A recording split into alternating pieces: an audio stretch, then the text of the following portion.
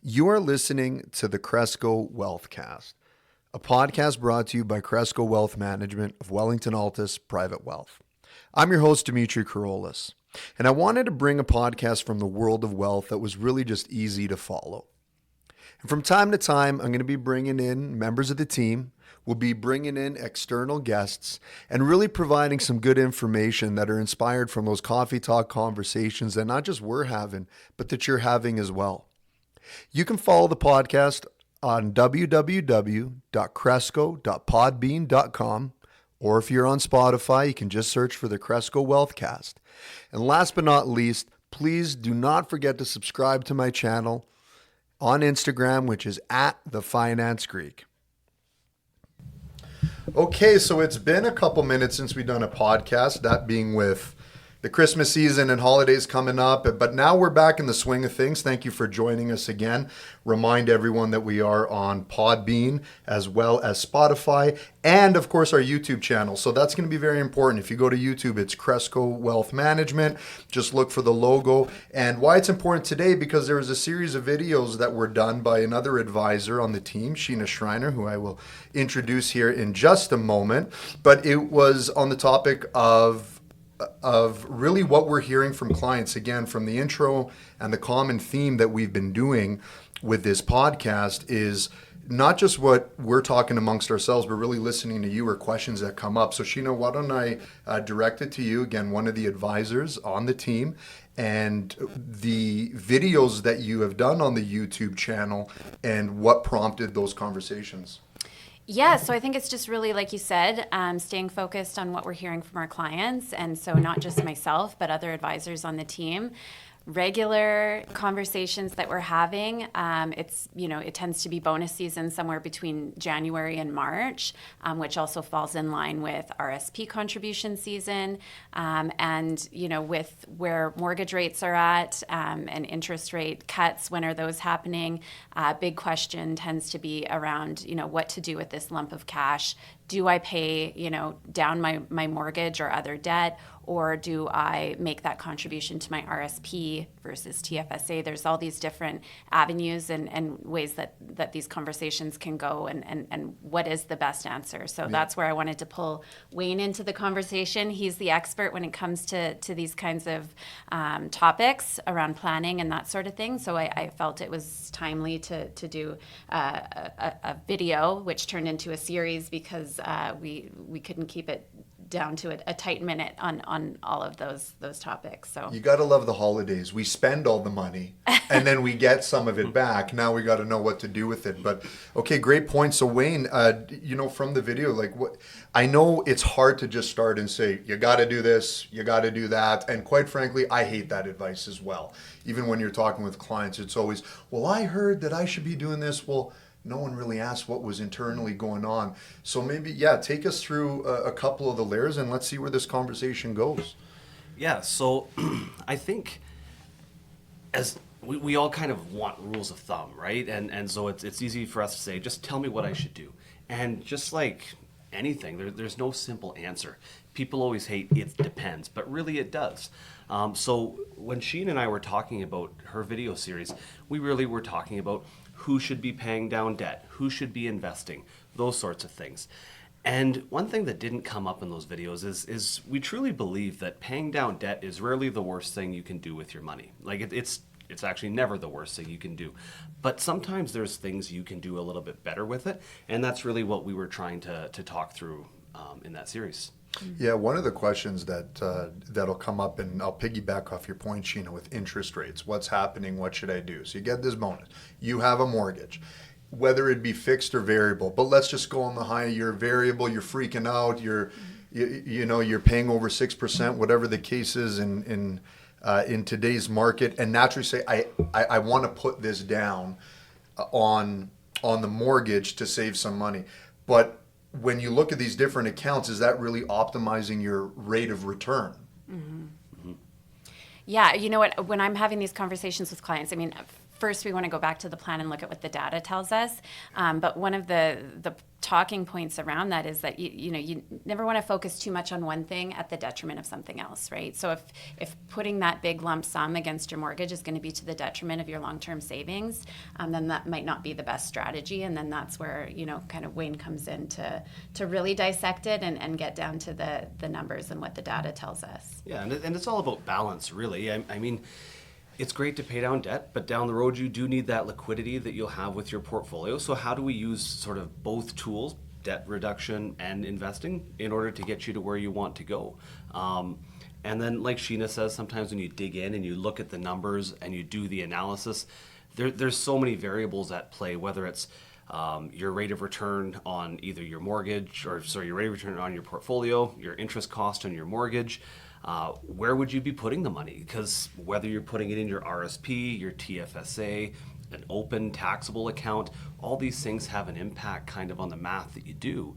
And that's just the financial analysis. You also have to dig into sort of that emotional, analysis that you do with someone and ask how they're going to feel about this, because feelings matter. If you're going to carry around anxiety or stress because of debt or a payment, that's something you have to account for. Mm-hmm. Yeah, that's a good point. And so, let's take a scenario. Someone gets, it's a good year. You get $100,000 as a bonus. Number one, how is it taxed? If nothing ever gets settled or gets done, and I know, again, just generic term, but I believe that there's a misconception of how people are actually receiving this remuneration from their employers. Can we talk maybe a bit about that? Yeah, sure. So I guess every employer is going to be slightly different as far as that goes. You could have, most commonly, we'll see a cash bonus in short-term incentive plans.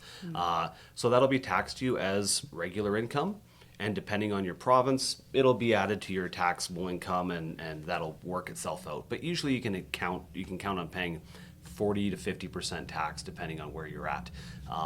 If you're a high earner, and if you're having $100,000 bonuses, that probably applies to you. So you receive that bonus, count on 40, 50% of that being gone to tax. You're going to be left net $50,000, $60,000, and that's typically what you're talking about when it comes to, am I paying down debt? Am I going to invest? Some employers I do know will let you designate in advance if you want to put your money into an RSP or something if you have the room, and then you won't have any of that withholding, and you can really get that full amount to work for you as soon as possible.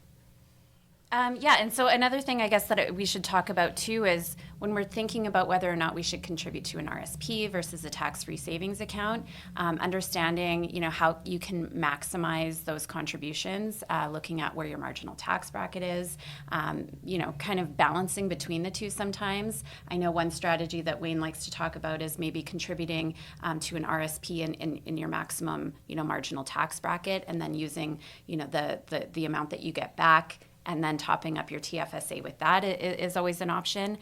There's also a new strategy available this year, or starting last year in 2023, came up with the first home savings account. So it's a great tool for first-time home buyers, but it can also be an additional tool for people who's already maxed out their RSP contributions, and you can actually use that as an additional $8,000 if you need some additional deduction room in there as well. So lots of different things that we can look at there. Yeah, that's a great point. And that's also another thing where the account comes out, an opportunity comes out, and then all of a sudden people either want to jump on it 100% or stay away from it 100%.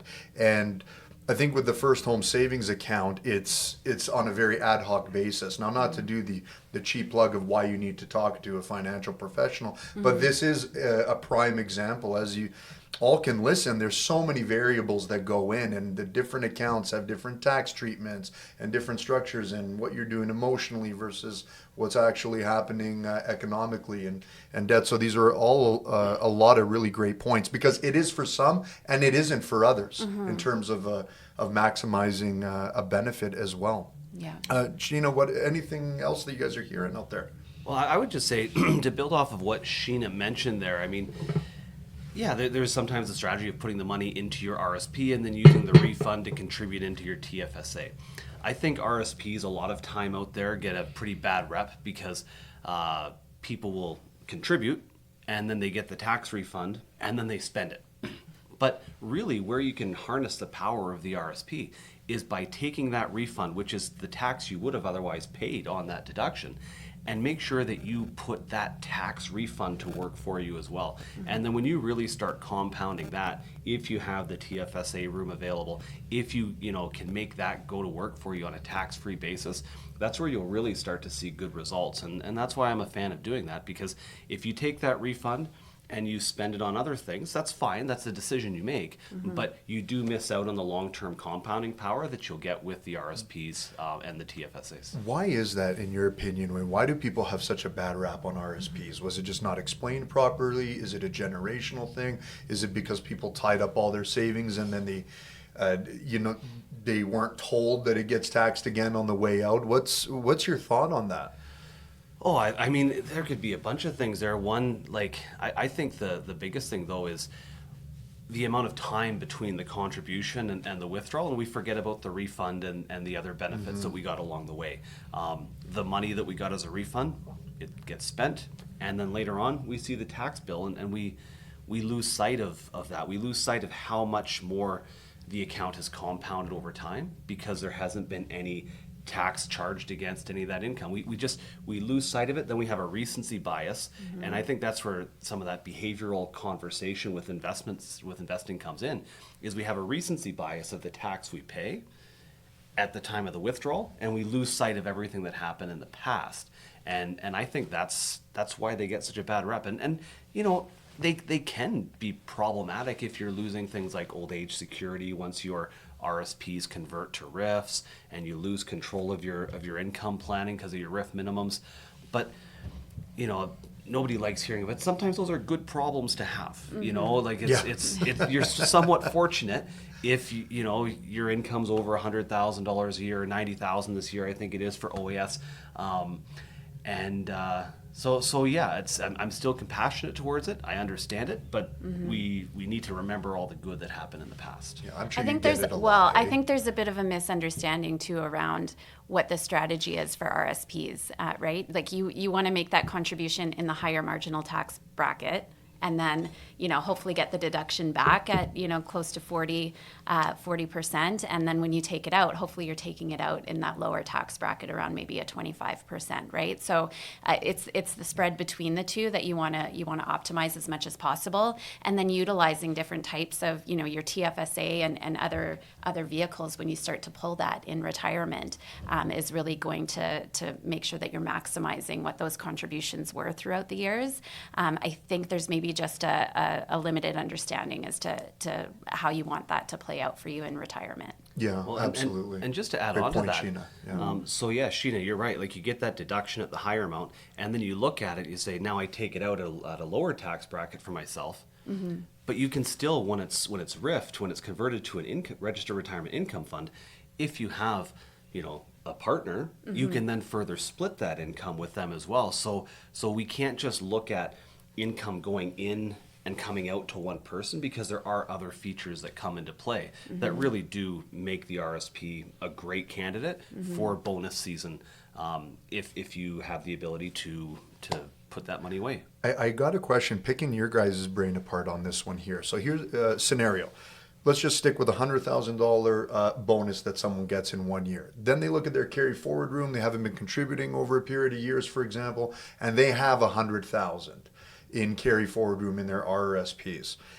And do you go ahead and you make the full lump sum? I got the room, I got the bonus, put it all in. Is it something maybe that should be staggered over a period of time? I think one of the things that people aren't aware of when it comes to RSP contributions is that you don't have to make the full deduction in the year that you make the contribution. So if you have the $100,000 and you've got the room, go ahead, make that contribution if you don't need access to the cash, and then you can stagger that. If you can maximize some good marginal tax deductions spread out over 2-3 years, then maybe that's the best strategy. But again, shameless plug, talk to your advisor and find out what the best strategy is. Talk to your accountant and make sure that, everyone's on the same page when it comes to making sure that you're maximizing those contributions. Yeah, and we say shameless plug, but it isn't. And I would say one of the issues is no one explained anything properly. They just told people what to do. And then a lot of people were left in the dark when the chips fell and said, oh, well, I didn't. And so, yeah, you should talk to a financial professional, and in some cases to your tax professional as well. But you should be talking to people that could educate you on it. And I think that's one of the purposes of the podcast, but as advisors and planners on the team that we credit ourselves as taking that extra step. Like, let's provide education. When I've sat in meetings with you numerous times, you don't want to leave until someone understands. Sheena, the same thing for you as well. Yeah, and the only thing I'll add to what Sheena said there about the carry forward, it's a great strategy to use if you expect to have higher income, significantly higher in a future year. You can get the money to work for you right away invested while benefiting from the tax shelter of the registered account. But then the other comment I'll make too is if you think your tax rates are only going to be a couple percent higher maybe the next year, let's also remember to think of the time value of money. And what I mean by that is maybe you could get an extra 10 grand next year on $100,000. If you were investing it, what would you have left over if you were investing it? Like 10 grand, maybe that skews you towards deferring your contribution. If it's really only going to be 2 grand because it's 2% on $100,000, well, you might be significantly better off actually to just accept that you're getting a lower value deduction, get the money to, but then you get that refund back, which you can then use sooner and put that to work for you. So don't lose sight of the value of that deduction, taking it a little bit earlier versus deferring it. And I think that's where, that gets to be kind of granular, and it certainly helps to have someone walk through that with you. Yeah, and these are the topics that I absolutely love because we're going to give you just enough to give you the broad stroke. But as you can tell, all of you that are listening to this, it can get very granular and it's very individualistic, whether personally or by household. And so what we'll leave you with is, if there's anything that you want us to extrapolate on, by all means, either give us a call, send us a message. We'll have all the information in the podcast episode link here as well, of course, and on our website. Reach out to Sheena, reach out to Wayne, and we can talk a little bit further, because it's not, we're talking situationally, RSP season deadline coming, bonuses coming, but this is an ongoing endeavor, right, throughout the year. So we'd be more than happy to have those conversations. Thanks for joining. I hope this complements your video, Sheena. Yeah, this is great. We did some justice. This is awesome. Yeah, I have the face for the podcast. You two have the face for the video.